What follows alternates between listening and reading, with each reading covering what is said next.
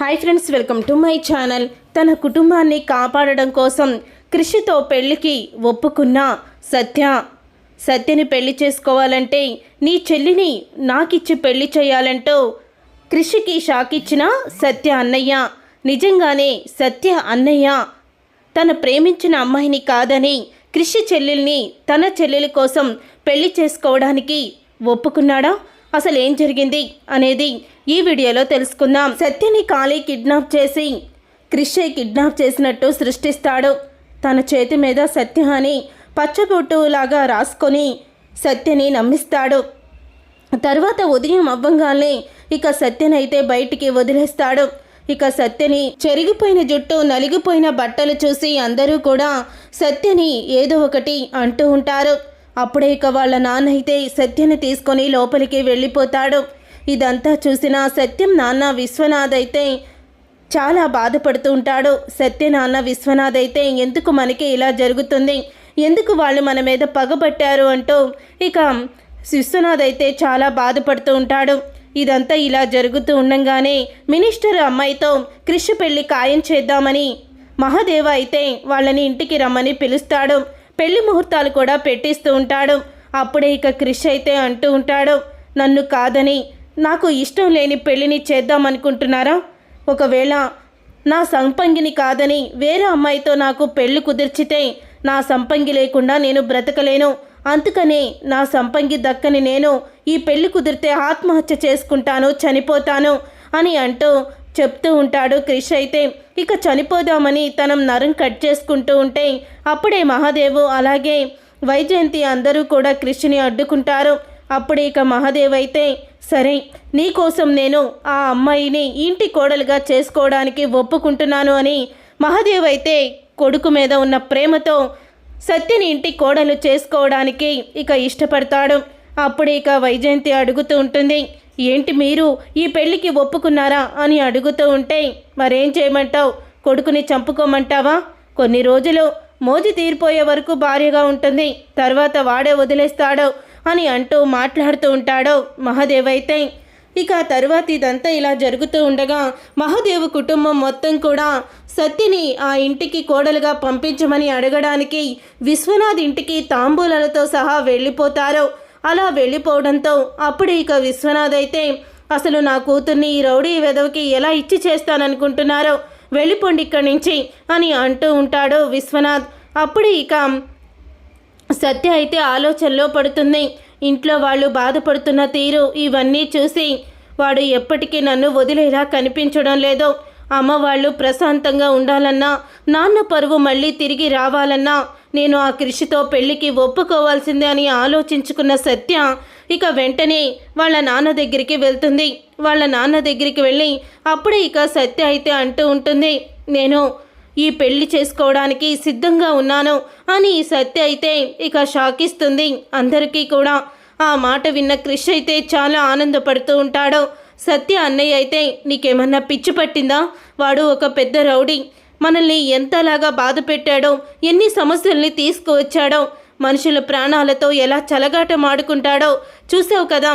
అన్నీ చూసి కూడా అసలు ఎందుకు అలా మౌనంగా ఉన్నావో, ఎందుకు అలా చేస్తున్నావో అని అడుగుతూ ఉంటాడు సత్య అన్నయ్య అయితే. అప్పుడే ఇక క్రిష్ అయితే ఏంటి మళ్ళీ నా సంపంగి మనసు మార్చేస్తావా? సంపంగి నాతో పెళ్ళికి ఒప్పుకుంటే మీరు ఓర్చుకోలేకపోతున్నారు అని అంటూ ఉంటాడు క్రిష్ అయితే. అప్పుడే విశ్వనాథ్ అయితే ఏంటి సత్య ఇదంతా అని అనగానే నేను బాగా ఆలోచించే ఈ నిర్ణయానికి వచ్చాను నాన్న. వాళ్ళు బాగా ఆస్తిపరులు, క్రిష్ కూడా చాలా మంచివాడే, కానీ నా కోసమే ఇలాగా తనను మన కుటుంబాన్ని ఇబ్బంది పెడుతున్నాడు. అదే నేను తనని పెళ్లి చేసుకుంటే ఈ ఇబ్బందులేమీ ఉండవు కదా అని ఇక సత్య అయితే కృషితో పెళ్లికి ఒప్పుకుంటుంది. ఇక మహాదేవ్ అయితే విశ్వనాథ్ చేతిలో తాంబూలం పెట్టి మీ అమ్మాయిని మా ఇంటి కోడలుగా మీరు ఇవ్వడానికి ఒప్పుకున్నందుకు చాలా సంతోషం, త్వరలోనే పెళ్లి ముహూర్తాలు పెట్టిస్తాను అని అంటూ మహాదేవ్ అక్కడి నుంచి వెళ్ళిపోతాడు. తరువాత సత్య అన్నయ్య అయితే సత్యని కొట్టబోతూ ఉంటాడు. నీకు ఆ రౌడీ ఎలా నచ్చాడు, వాడిని ఎందుకో పెళ్లి చేసుకుంటున్నావు అని అడుగుతూ ఉంటాడు. అప్పుడే సత్య అయితే నా నిర్ణయం నేను తీసుకున్నానన్నయ్య, నువ్వేమీ నా విషయంలో జోక్యం చేసుకోవద్దు అని సత్య ఇక వాళ్ళ అన్నయ్యతో చెప్పేసి గదిలోకి వెళ్ళి ఏడుస్తూ ఉంటుంది. అలా గదిలోకి వెళ్ళి ఏడుస్తూ, సారీ అన్నయ్య, నిన్ను ఎంతో బాధ పెట్టాను అని సత్య అయితే బాధపడుతూ ఉంటుంది. అప్పుడే ఇక విశ్వనాథ్ అంటూ ఉంటాడు, మన కుటుంబం నీ కృష్ణ వదలడని తెలుసుకొని, కృష్ణ వదలాలంటే, ఇంటి సమస్యలు తీరాలంటే, మన పరువు నిలబడాలంటే ఈ పెళ్లి చేసుకోక తప్పదని సత్య ఈ నిర్ణయం అని అంటూ ఉంటాడు వాళ్ళ నాన్న అయితే సత్య అన్నయ్యతో. అప్పుడే ఇక సత్య అన్నయ్య బాగా ఆలోచించి ఇక కృషి ఇంటికి అయితే వెళ్తాడు. కృషి ఇంటికి వెళ్ళి ఇక సత్య అన్నయ్య కృషితో అంటూ ఉంటాడు, ఏంటి బావా ఇలా వచ్చుండావు, రా కూర్చో, అమ్మ ఎవరొచ్చారో చూడు, మా సంపంగి అన్నయ్య అని అంటూ ఉంటాడు. కృషి అయితే ఏంటి ఇలా వచ్చావు అని అడగంగానే, నిన్ను పెళ్లి చేసుకోవడానికి నా చెల్లి ఒప్పుకుంది, కానీ నా చెల్లిని నీలాంటి రౌడీకి ఇవ్వడానికి నాకు ఇష్టం లేదు. తరువాత దాని జీవితం ఎలా ఉంటుందో నాకు తెలియదు కదా, అందుకని నేను ఒక నిర్ణయానికి వచ్చాను. నువ్వు నా చెల్లెల్ని పెళ్లి చేసుకోవాలంటే ముందు నీ చెల్లికి నాకు పెళ్లి కావాలి అని అంటూ ఉంటాడు. సత్య అన్నయ్య అయితే ఇక ఆ మాట విని కృషికి చాలా కోపం వచ్చి సత్య అన్నయ్యని కొట్టబోతూ ఉండగా, ఏంటి నాలాంటి చదువుకున్నవాడు, మంచివాడు, ఉద్యోగస్తుడికి నీ చెల్లిని ఇవ్వడానికి నువ్వు అంతలా ఆలోచిస్తున్నావంటే పక్కా రౌడీవి, ఎవరి ప్రాణాలు ఎప్పుడు తీస్తావో తెలీదు, నీ ప్రాణాలు ఎప్పుడుంటాయో ఎప్పుడు పోతాయో తెలీదు. అలాంటి నీకు నా చెల్లెల్ని నేను ఎలాగివ్వను ఆలోచించుకో. నీ చెల్లెలతో నా పెళ్లి జరిగితేనే నా చెల్లెలు నీ భార్య అవుతుంది, గుర్తుపెట్టుకో అని ఇక కృషికైతే ఊహించని షాక్ ఇచ్చేస్తాడు సత్య అన్నయ్య. అప్పుడే ఇక మహాదేవ్ కుటుంబం మొత్తం కూడా షాక్ అయిపోతూ ఉంటుంది. ఇదంతా విన్నా దివ్య అయితే, ఏంటన్నయ్య ఏంటిదంతా, నువ్వు ప్రేమించడం ఏంటి, అతను నన్ను పెళ్లి చేసుకోమనడం ఏంటి అని అంటూ ఉంటుంది. దివ్య అయితే మహాదేవ్ ఇంటికి వస్తాడు. వచ్చిన తర్వాత జరిగిందంతా కూడా వైజయంతి చెప్తూ ఉంటుంది. మన దివ్యని వాళ్ళ ఇంటికి కోడలుగా ఎలా పంపిస్తామో, ఆ మాస్టర్ ఇంటికి వెళ్ళి నా కూతురు చాకిరీ చేసుకోవాలా, ఈ పిల్ల వద్దు, ఆ పెళ్ళి వద్దు అని మహాదేవ్ అంటూ ఉంటాడు. అప్పుడే ఇక కృషి అయితే, నేను సంపంగిని పెళ్లి చేసుకుంటానంటే వాళ్ళు ఒప్పుకున్నారు, అలాగే మీరు కూడా ఒప్పుకోండి. సంపంగి అన్నయ్యకి ఏం తక్కువ, తనకి ఉద్యోగం ఉంది, అలాగే తను బాగా చదువుకున్నవాడు, పద్ధతి అన్నీ కూడా తెలిసినవాడు అని అంటూ ఆ కుటుంబంలో మన చెల్లి వెళ్తే సంతోషంగా ఉంటుంది అని కృషి అయితే అంటూ ఉంటాడు.